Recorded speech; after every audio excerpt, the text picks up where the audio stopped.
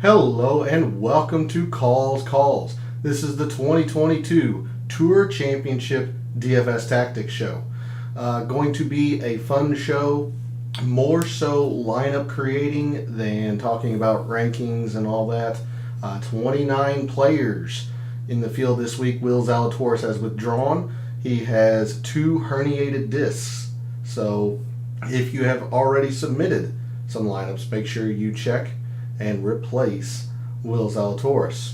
But like I said, going to be a fun show. Going to be a whole lot of lineup construction and strategy, considering it's so unique in the sense that Scotty Scheffler starts in first place.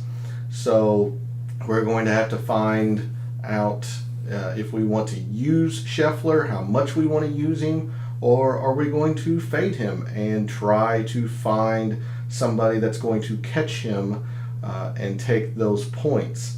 So a lot to get into, so let's do it. All statistics provided tonight and every night are from fantasynational.com. It is the best tool out there. It's going to make you a much better gambler and a much smarter DFS player. Go check them out. It's well worth your investment. In the description to the video, there are links to all of my social media, Twitter, Instagram, Discord, and Twitch. I will be placing my betting card after the show tonight. It's going to be a very small card. I'm more focused on DFS this week. But if you want to see that or the research that I will be doing in the fall for the fall events, give me a follow at the links in the description. And then finally, we're live. Chat's open. I want to hear from you all. Let me know of a particular person or two that you want to build lineups around. Are you going to be using Scotty Scheffler? Are you going to be avoiding Scotty Scheffler? Who's your favorite pivot and fade and all the good stuff? So let's get into it. Let's figure out our strategies and tactics for the 2022 Tour Championship. And we start with the mixed condition model that I created for this week. And it is, I don't want to say basic, but it is very simple, very simplistic. So let me pull up chat and let me make sure I have all of that going. And then I will bring up the projected ownerships per Fantasy National. All right. So here is my data model. And again, very, very basic in the terms or in the sense that I don't have any filters. I checked last year's data model that I did, and I had quite a bit of difficult to par filters in there.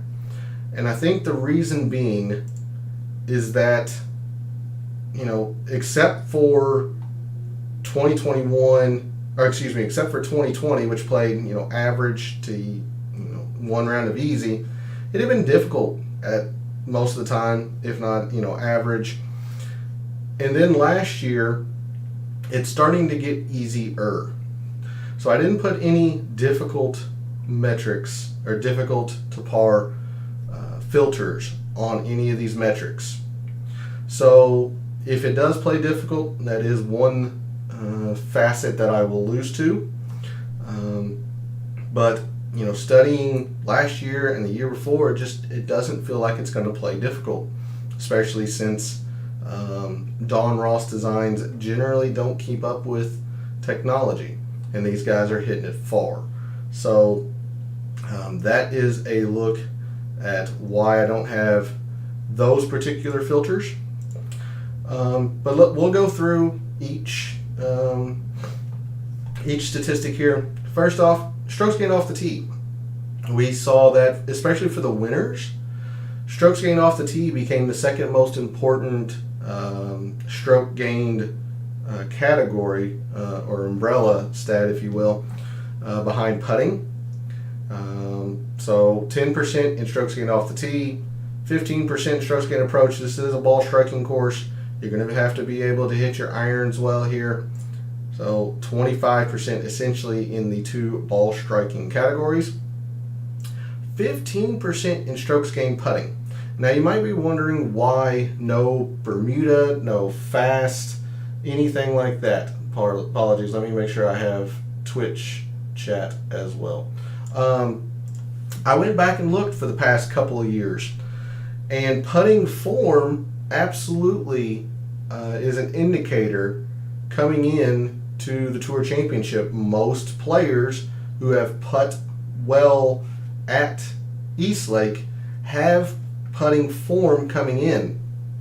Having said that, that's not necessarily all on Bermuda. Bent, POA, all of it. The majors, all of that stuff, not necessarily just on Bermuda. So I went 15% in strokes gained putting who's just been hot lately with the putter. We talked Monday about birdies versus bogeys.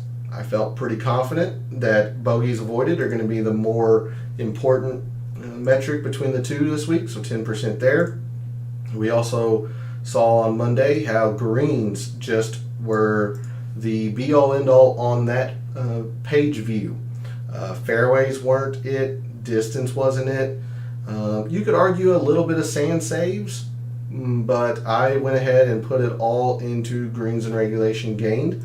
These greens are exactly tour average size, but in order for the putting to play, you're going to have to find the green, and a lot of the birdie putts here come from 10, 15, 20 plus feet. So greens, 15% total procs at 10%.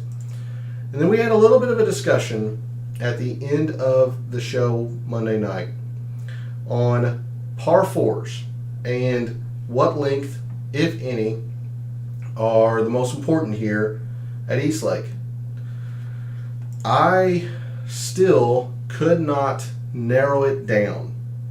I was leaning towards the 400 to 450, but instead I'm going to hedge, and I'm going to put 5% in both of the individual lengths, 400 450, 450 500, and then 10% in all par fours. So if you want to think about it, I kind of have 15% here and a 15% here. Again, I just could not narrow it down, so I put 5% in each of those. We noticed that the par threes just aren't important, and they haven't been important at Don Ross courses, Wyndham, and especially the Rocket Mortgage. So no par threes. With only 2 par fives, I only put those at 5%. Could be a little light, considering the par fives are important here. Could be a little light, but again, I'm hedging more on the par fours. I'm hedging on, or putting a little more emphasis on greens, and especially the putting form. So there's my mixed condition model. And when I run the results, here are my rankings. Tony Finau, Rory, Xander, Corey Connors, Patrick Cantlay, Scotty Scheffler, John Rahm, Scott Stallings, Sungjae, and Joaquin Niemann are my top 10. And you'll see that I have a few guys starred and a few guys not. The starred players are the ones that I'm considering. You might ask yourself why I'm not considering Joaquin Niemann, even though he's so high rated in my model, at least compared to others that I have starred. Niemann is one of the two answers to the trivia question I posed Monday on Twitter. So the trivia question was, there's one player that has not shot an over par round here at Eastlake in the 3 years it has been a staggered scoring format, and he's only shot one round at par. That player is Xander. Xander has never shot a round over par in the 3 years that it's been a staggered scoring format. The second half of that trivia is there is only one player that has shot a round under par. He has a couple of pars or rounds of par, but a lot of them are in the 70s plus. That player is Joaquin Niemann. For whatever reason, Joaquin Niemann has not played Eastlake well in his 2 years. The numbers say he should be okay. I'm going to go with course form on this one, and normally I'm an analyst and I'm going by the data. I'm going to go with course form here. Niemann's going to be somebody I fade. So anyway, there's a look at the stars and all that stuff. Let's look at salary, and we'll go by projected ownership here. So Scotty Scheffler, whenever you take him, you are starting that player off in first place. So you're getting that advantage. But you have to think that most of your contestants are going to start or pick Scotty Scheffler since he's the safer play. Actually, to be honest with you, he's about the 5th highest projected ownership. At least per Fantasy National, the analytics community thinks that Scheffler is going to get caught. I tend to think in the same vein as them, although I think it is quite risky if you ignore Scotty Scheffler completely. He is 7th in my rankings. His putter has not cooperated lately, but with a ball striking course, he's 2nd still off the tee. He plays the par 4s well enough. The irons are still there. You have to make a decision. Are you going to full fade Scotty Scheffler and try to find the players that are going to catch him? Or are you allowing yourself to go 5v5 right off the bat? Normally, I would recommend, and I try to find the players that are going to catch him. However, seeing him, as I said, the 5th most projected owned player as the person leading the tournament, that's hard to pass up. That's very hard to pass up. He is projected at 26% ownership right now. That's chalky, but by no means a guaranteed 5v5. So you need to think about Scotty Scheffler, especially since he's not at Xander levels, he's not at Rory levels of ownership. Elsewhere in the 5 digits, we'll say, 10K plus, you got Cantley at 24%. Yeah. I mean, he has played this event twice. He played it very well last year. And then the first year he played it, was not very good at all. Now, Cantley is starting at -8, so he's only 2 back.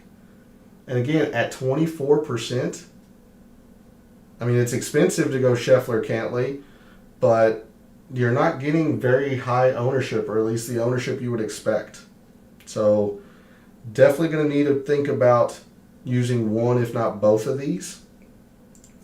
Xander, most projected owned player, 36%. I'm not going to be able to get away from Xander. We saw Monday night. He is the most strokes actual under par. I think he's -37 or something in his 12 rounds here. Just something astronomical.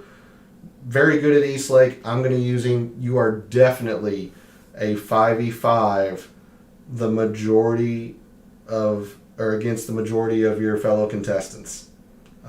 But Xander is chalk I won't be able to get away from. Same with Rory. He's the 2nd most projected owned at 35%.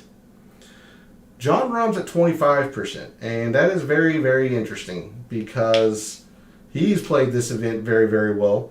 And he is -3 to start. So he has the potential to go real low, and you're going to be gaining a whole lot of points on your contestants from him going, tied for 11th to 2nd, if he repeats last year's performance, which he has shown he can do at East Lake. Now, the total procs hasn't been good. His irons have not been good lately at all either. So, I mean, that's a little bit worrying for Jon Rahm, for sure.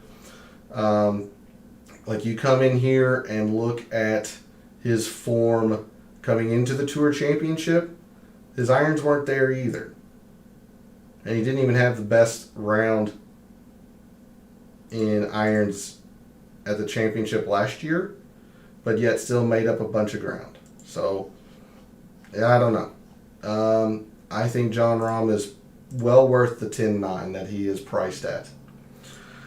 Cam Smith, no thanks. Worst player in the field off the tee, and this is an off the tee type course. Prox hasn't been good. He's bottom half in, he's right at half at strokes gained approach, bottom half in greens. Like I said, total procs, the par 4 lengths. I'm not there with Cam Smith.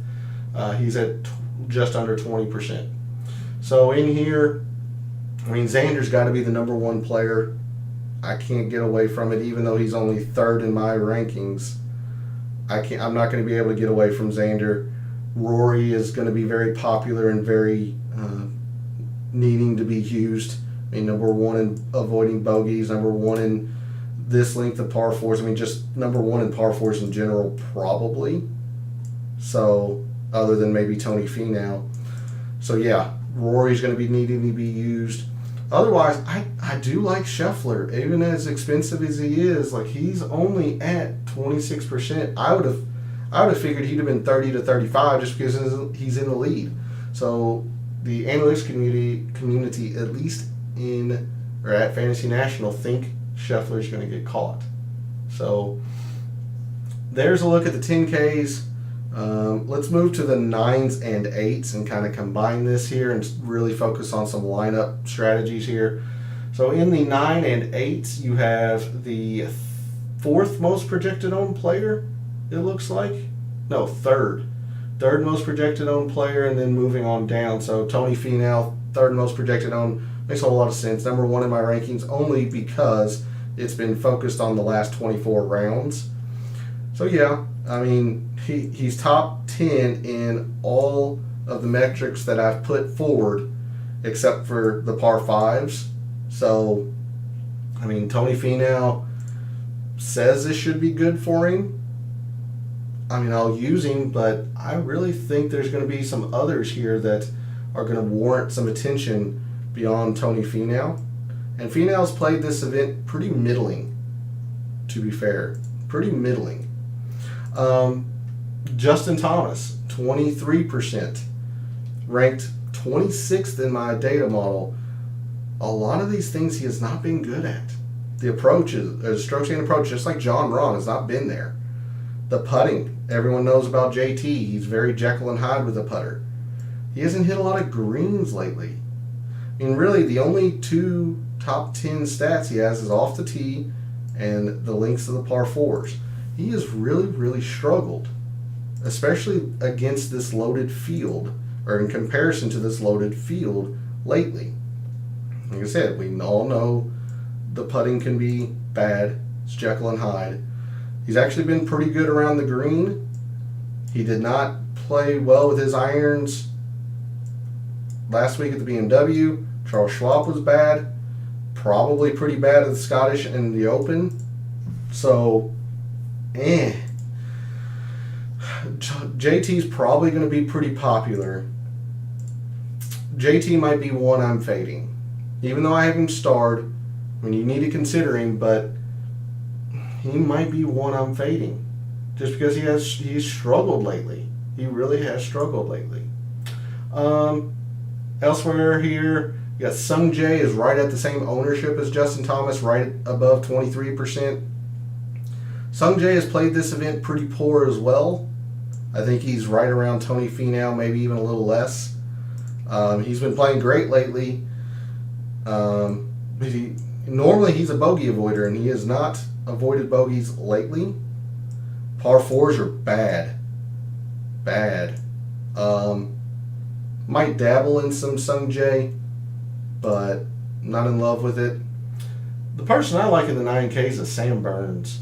I just think, with the putting, he's a good putter on Bermuda. He's been in good form putting in general. His irons have played well. Now he can get very, very wayward with the tee or off the tee. That could come back to bite him, sure. But Burns sitting 5 shots back. I really like Sam Burns this week.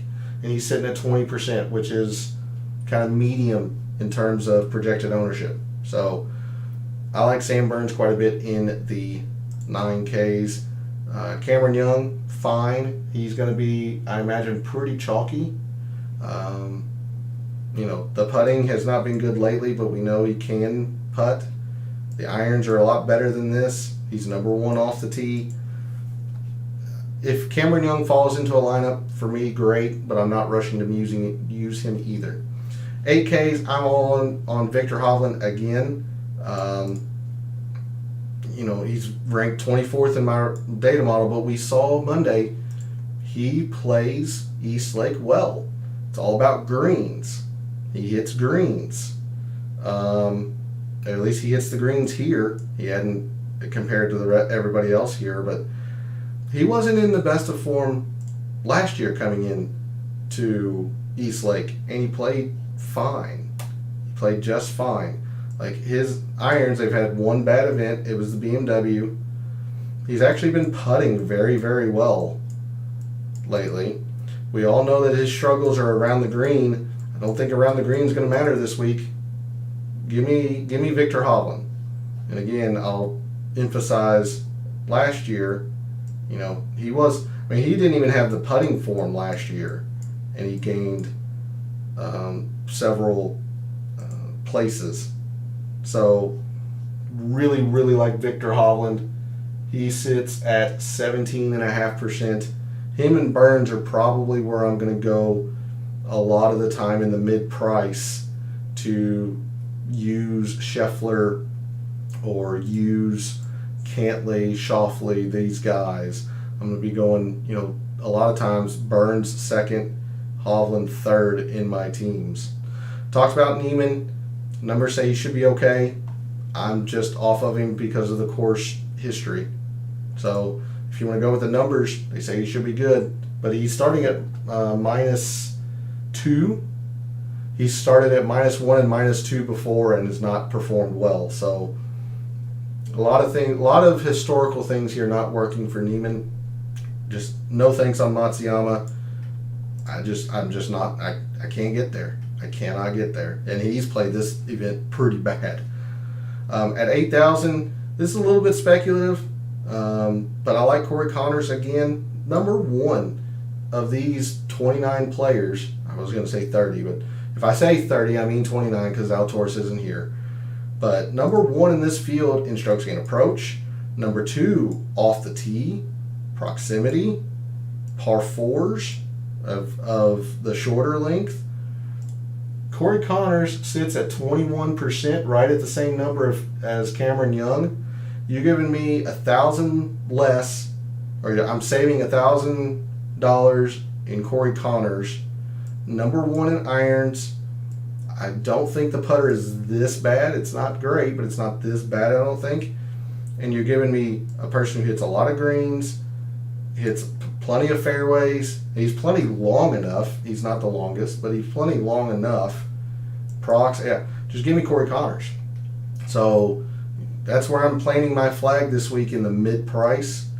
Burns, you might consider him upper price, but Burns and especially Hovland and Connors. So let's round this out with the 7s, 6s, and 5s. These are where you're going to make or break your lineups. You've got to find the guys that are cheap and are going to rise precipitously in the standings, both leaderboard and for your contest. You've got two players that are getting a whole lot of love in the 7s, 6s, and 5s. Scott Stallings at 74 makes a whole lot of sense, 23.5%. I would like to use Stallings, but I might have to try to find someone else if he's that popular. And then Aaron Wise at 54 is at 28%. He is the fourth most projected owned player. Makes a whole lot of sense. I'll probably use some Aaron Wise. I don't like that he is that chalky, but it is what it is. I like Aaron Wise. Should be okay this week.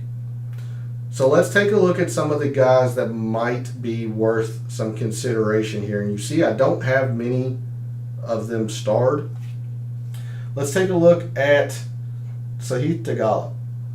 He's at 15%. His irons are not this bad. They're not this bad. You see, he's positive in putting most of the time. He's slightly negative in terms of Bermuda. The irons are a bit Jekyll and Hyde. He had a bad St. Jude and still finished 13th. The putter is there, and we talked about a hot putter. Off the tee, I bet a lot of this was in fairways. So this is, a tad concerning, but he's generally pretty good off the tee.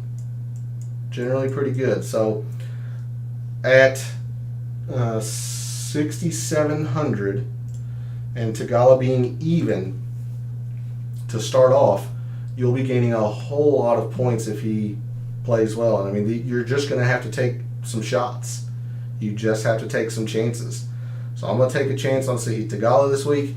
I talked about how Billy Horschel was big for me last year here. I like Billy Horschel as well. He's a little bit more popular at 19%. Some of the pivots for the contest, you've got Spieth 14%, Max Homa 11.5%. Again, I'm not there with Max Homa. He's really struggled lately. But, I mean, the talent clearly is there. He's here. The irons just have kind of gone wayward with him very much lately. I mean, I can't imagine he was positive at the Open. So let's just call 4 straight poor strokes gained approach weeks after being absolutely in fuego through the summer. So, I just can't get there with Max Homa. But if you can, he is the projected second lowest owned player in the field per Fantasy National. You got Sepp Straka, 13%. Again, I can't get there. He had a very, very, very good St. Jude, obviously, finishing second. A lot of that is predicated on the putter. I mean, look at the beforehand. Just a whole lot of red. I think he had a magical week. And good for him. But I just think he had a magical week. He's ranked 30th for a reason in my data model. You've got Theegala, like we mentioned, at 15%. KH Lee at 15%. I'm much more on Theegala. And then lastly, Tom Hoge is at 10%. I was a big believer in Tom Hoge earlier this year. He just hasn't been, like Max Homa, he just hasn't been there. He hadn't been there for a while. So, I mean, he gained a ton at the 3M in irons, which is his thing. But, I mean, negative. He's not a good enough putter to make up for negatives. Negative. So, I mean, ever since Pebble Beach, he's had a couple of top 10s, 3M and the PGA. That's about it. Been very middling to miscut since. No thanks on Tom Hoge. So, there's a look at the price board. You're going to have to find some uniqueness somewhere. I mean, Connors to me at 21% represents a little bit of value, especially at 8,000. I like Billy Horschel. I really like Sahith Theegala. He's kind of my Hail Mary, if you will. You can take a look at Adam Scott. He's played the 1 year he played this in 2019 with the staggered scoring format. He played well. So Adam Scott could very well make some hay, make some noise. I'm just not there on Morikawa or Spieth, Hideki, Neiman, all that stuff. So there's a look at the price board. Let's go ahead and move on to Microsoft Excel. Let me bring that up. So for those who play tiers contests, in tier 1, now, you know what? Let me sort this by price. Apologies. Sort by price, which is column C, largest and smallest. All right. Do I have? No, of course not. Freeze these panes. Aha. All right. So in tier 1, you have Scheffler, Cantlay, and Schauffele. again, Scheffler starts at in first. I think Xander's just the best play. He loves East Lake. Tier 2, you have Rahm, Rory, and Sam Burns. Sam Burns is interesting to me. I imagine Rory will be the chalky option. Rahm's also intriguing. If you don't mind going extreme chalk with Xander and Rory and are confident in finding some chalk or some uniqueness elsewhere, go Rory. Sam Burns is quite interesting. I might take Sam Burns here. Tier 3, Cam Smith, Tony Finau, JT, Sung Jae, and Matt Fitzpatrick. This is why I was going to take Sam Burns here, because I think it's either Finau or JT. I'll go Finau because of the form. JT's played this event very well in the past, so but I'll go Finau. Tier 4, Cam Young, Victor, Neiman, Hideki, Corey Connors. It sucks that Victor and Connors are in the same tier, but I'll go Victor. Tier 5, Colin Morikawa, Spieth, Homa, Sepp Straka, Billy Horschel, and Sahith Theegala. I'm between Horschel and Theegala for tiers. I might go I might go Billy Horschel in tiers because he's a bit safer. But I think both are interesting. And then Tier 6, Stallings, Scott, KH Lee, Brian Harman, Aaron Wise, JT Poston, and Tom Hoagie. Stallings will probably be pretty chalky. Wise will be chalky. In tiers, I don't know if I mind Brian Harman. Maybe Brian Harman? JT Poston, perhaps? I'll probably go Adam Scott or Brian Harman. I'll go Scott again for the safety, but Brian Harman could be pretty unique and kind of would fit this format, I would think. Take a look at Brian Harman in tiers. All right, so there's a look at the tiers contest. Let's start making some lineups. Let's see. Make sure I have chat still up and going. If we're going to make these chalky lineups that your fellow contestants are making, it looks like the majority of them, and I'll say majority, more so than using Scottie Scheffler, they're avoiding. So let's start with a Xander. And, I mean, it's got to be Rory, I guess. And then they're coming down to Aaron Wise. They're using Scott Stallings. So over here, this is a new column I've added for this week. This is their starting position. So Xander in 4th, he starts at -6. Rory in 6th starts at -4, so on and so forth. So this is their starting position. Aaron Wise being 26th, so on and so forth. All right, so they have 7,000 basically per. It's not a lot. Adam Scott seems like he's getting some love down here at 66. Leaves them 75. That's Max Homa, who's getting none. Scott Stallings again. Maybe they can't go Rory because they'll go up there. Go Xander, and then bottom out at Wise. They've got Adam Scott, Scott Stallings. If I could spell. Let's see, 9150. Probably a Tony Finau, and 87, like 88's Fitzpatrick, Victor, maybe a Joaquin Neiman. So that's like 26% there. They are trying to gain on Scheffler, basically, by not using him. They're leaving 400 here on the table, but yeah, I mean, you can see the strategy to your fellow contestants are going here. Trying to catch Scheffler. You got two guys that have a lot of ground they can make up. A lot of people like Neiman. I'm not there, so let's see. Now, if they're going to use Scheffler, that's a whole lot more that they're going to have to account for. Again, they're just kind of going Aaron Wise, Adam Scott, Scott Stallings. I'm trying to use different names I mean, they are, people are using who they're using. I mean, maybe they're going Billy Horschel. It says Scott Stallings. Maybe they're going Corey Cotton. No, I mean, that's way too expensive. So, I mean, they're going to have to go Stallings again. 83.50. They could be going like Connors. 87. That's the Victor Joaquin Neiman area again. If they're going like stars and scrubs, and they're trying to fit in, say, maybe a Patrick Cantlay and a Xander, trying to catch Scheffler.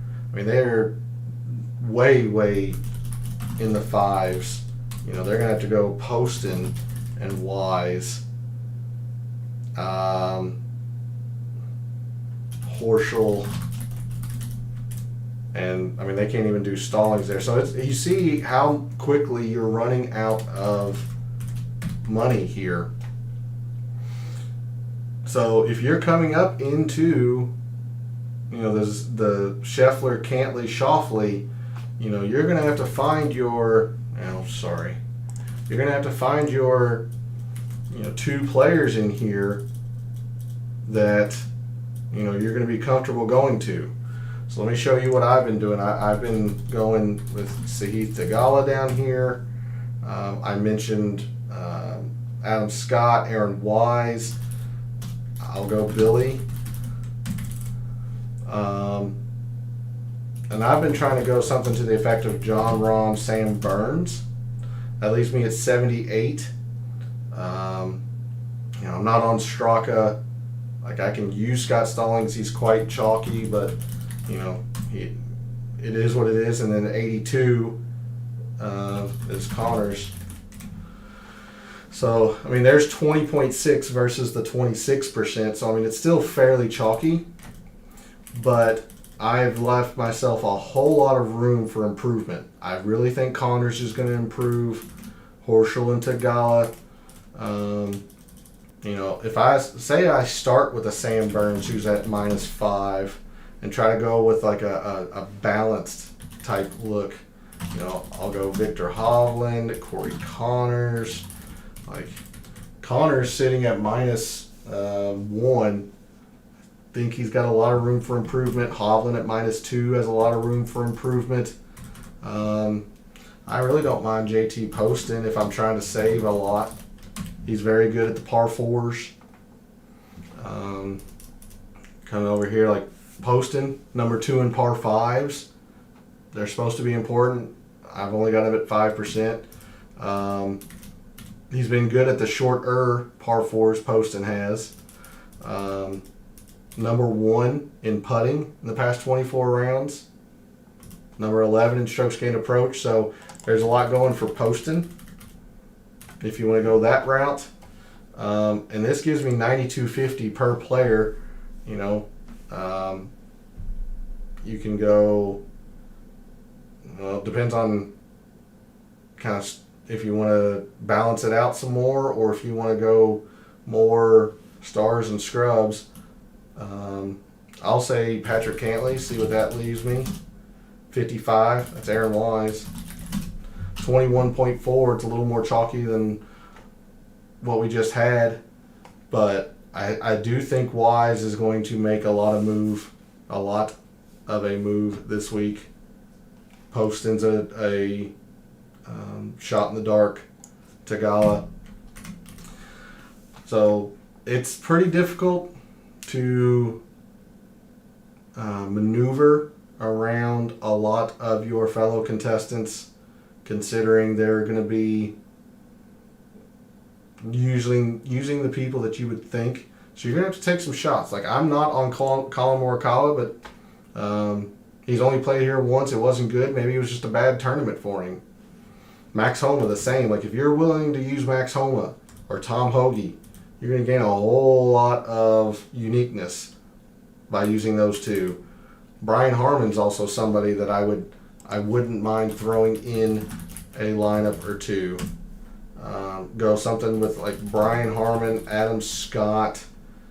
You know, I'm not using Sepp Straka. Scott Stallings is quite Chalky. Go up to Connors.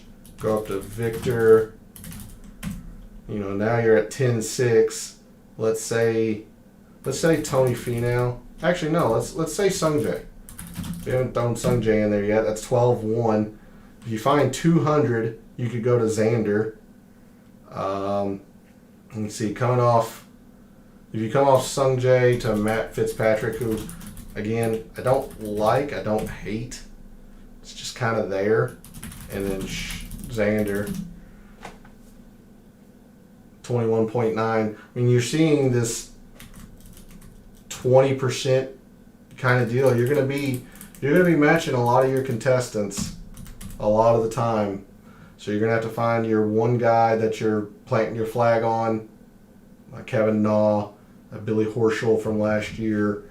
Maybe it's Max Homa this year. Maybe it's Sepp Straka. I'm not there on either of those two. Like, I'm planting my flag on Sahith Theegala. I might use some Poston and Harmon. Otherwise, you know, I'm kind of up in this range here. Young, Fitzpatrick, Hovland, Connors. I might have to throw Morikawa in a lineup. I don't like it, but I might have to. Basically, my fades, I'm fading Neiman. I'm fading Thomas pretty good. I'm sure he'll wind up in a lineup or two. I'm fading JT. I'm fading Cam Smith. Those three are the big ones that I'm fading. JT kind of scares me because he's played Eastlake well, but he's just not been in good form. He's not been in JT form. So I'm gonna ride the lack of form narrative there. But a little bit of a shorter show with only 30 players or 29. Not a whole lot to cover in terms of data, lineup strategies. Hopefully I've given you some to maneuver around, some players that might be a tad bit forgotten, all that stuff. So in the comments, let me know how you do this weekend. The Tour Championship is going to be the last event for 2 or 3 weeks. And a reminder, no shows next week, and at least on YouTube, no calls. Still will be on Twitch. So hope you join me there throughout the week next week. We're going to be just kind of hanging out, probably prepping for the new season. We'll be playing a game or two. Thanks for tuning in and watching, supporting the channel like you all do. I really appreciate it. You know, it's been a fun year and a half, and hopefully we'll make it a few more here with some wins. So for all of your wagers that you've made this week at the Tour Championship, for all of your DFS contests you've entered this week at the Tour Championship, for this weekend and every weekend, may all your bets be profitable.